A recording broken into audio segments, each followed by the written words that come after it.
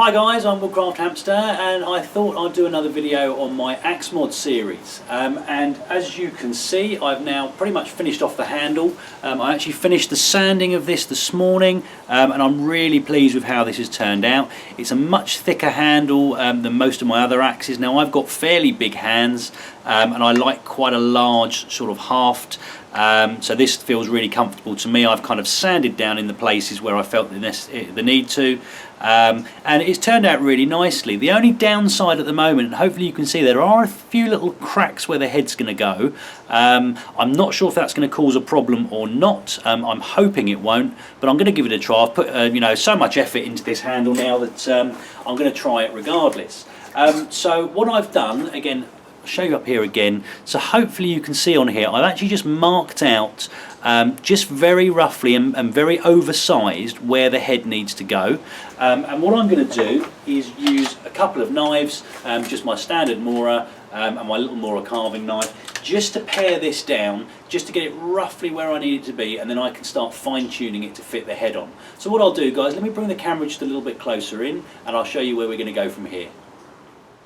So to start off with, guys, all I'm going to do is just start paring this down just to meet up with these marks that I've put on here. That will get me close to the size of the axe head, so basically I can then start fine-tuning it to fit it on. Now I won't bore you with this whole process, but essentially I'm just going to be very carefully using my knife just to start forming this down. And what you really want to try and do, and it's a difficult process to describe, but you want to start removing more material from the bottom side than you do the top. So you don't want the top to taper, you want it all to be nice and smooth. So rather than trying to take off big sweeping cuts, just take nice small controlled cuts, sort of paying more attention to the bottom. Now I'm not going to bore you too much with this, guys. Also I was going to say I apologise for the audio quality if it turns out bad. There's some really high winds out and a lot of rain today, so I've got the workshop door partly closed, but I can certainly hear it and I suspect it's picking up for you guys as well. But as I say, what you want to do is just start paring this down. As you can see, I'm starting to put a little bit of a curve into here. The reason for that is that once the curve's established, I can take off the top part that's sort of a little bit more pronounced at my leisure. But what I don't want to do is take off too much at the top and then struggle taking the stuff off at the bottom. Now, as I said, this is not a particularly interesting process, but I wanted to show you just the start of this. And what I'll do in a moment is I'll cut and come back once I've sort of started getting to where I want to be, and then we can move on a little bit from there.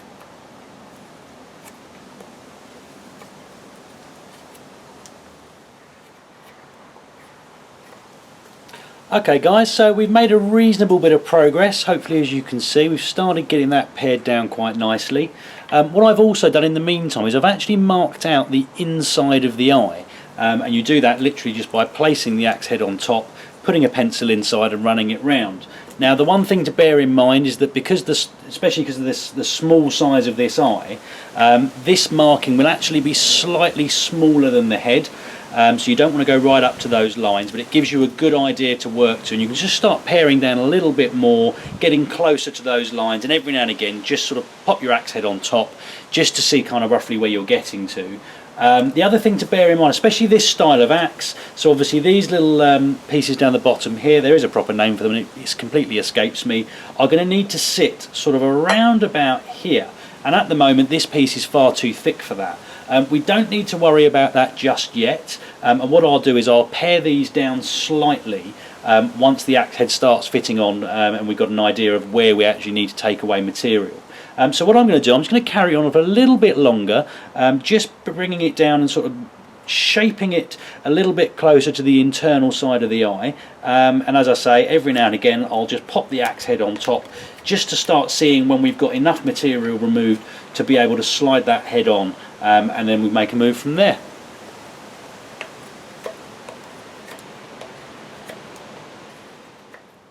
Okay guys, so we've now reached a point where we can start to get the head onto the handle, and what I tend to do here is just literally pop the head in, give it a couple of taps on the workbench, take the head off, and hopefully you can see just here and just here. This is where it's binding up, so this is where we need to take more material away.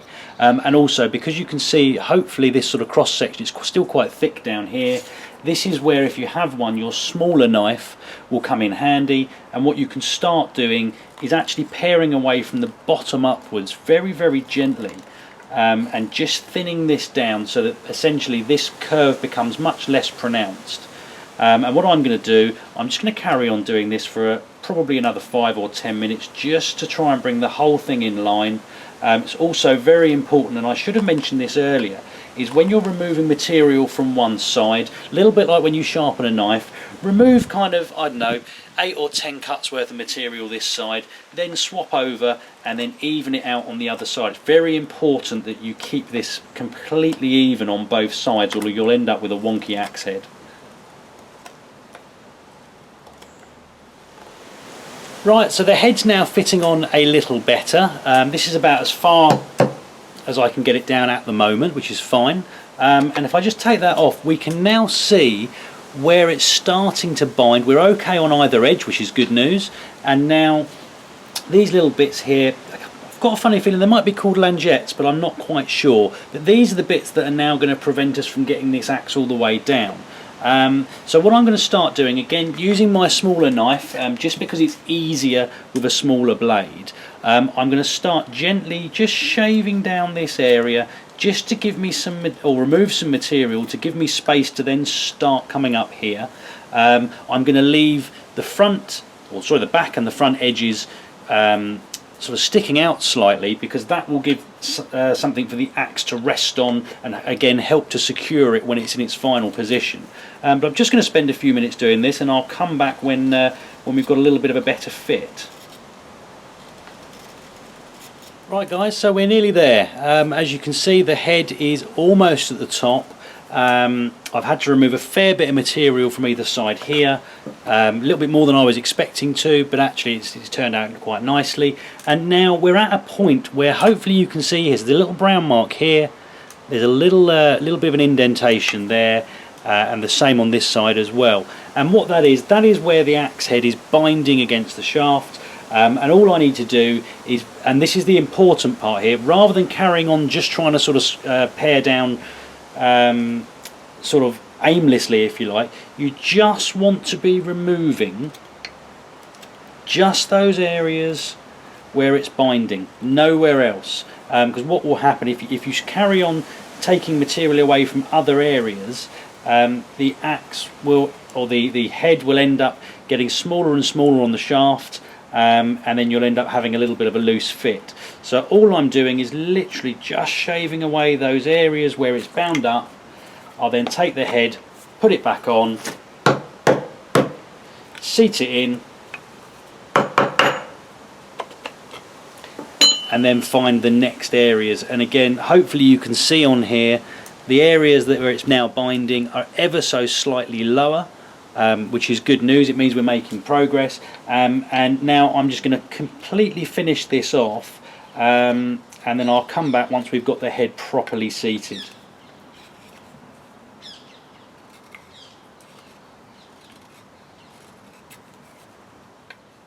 Right then guys, well that's about it for today. I'm pretty much there. The head is now sitting on quite nicely. All I need to really do now is get a little bit of a kerf cut into here, make myself up a wedge. I mean the fit is not brilliant. I have seen better fitting axe heads. There's a little bit of a gap which hopefully the wedge will sort out. But again, you can kind of get to see, I mean, the head's still loose on here obviously, it's not fitted in properly, but you can start to see kind of what this axe is now going to look like. And what I think I'll do is I'll put this video down into 2 parts. This will be obviously part 1. I think part 2 will do the final setting of the head. We'll put a wooden wedge in there, we'll get a little metal wedge to hold that in as well, and then I'll finish off the handle with probably some boiled linseed oil. So I hope it was useful guys.